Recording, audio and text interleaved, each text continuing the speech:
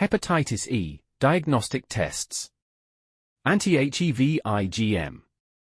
Anti-HEV IgG. HEV RNA. What is the hepatitis E virus? Hepatitis E virus, HEV, is a small, non-enveloped, icosahedral virus.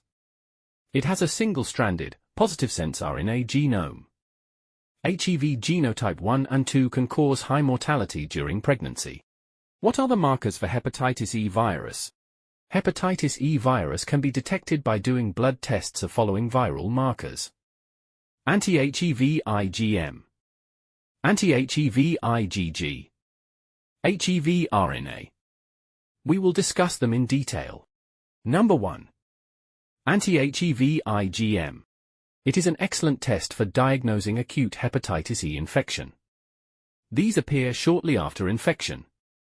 A positive anti-HEV IgM result, particularly when combined with positive HEV RNA results, suggests a definite acute HEV infection.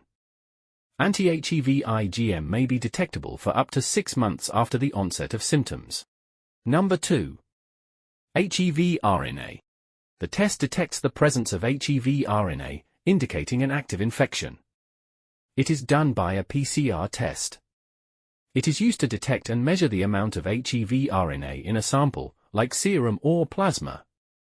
This test is crucial for diagnosing acute infection or chronic HEV infection, especially in immunocompromised individuals where traditional serological tests may have limitations. In immunocompromised individuals, antibody tests, IgM and IgG, might not be sensitive enough, and detecting the viral RNA directly in blood is essential for accurate diagnosis. Number 3. Anti-HEV IgG. They appear a few days after anti-HEV IgM, and can persist for many years. It can indicate either acute infection, chronic infection, or past recovered infection.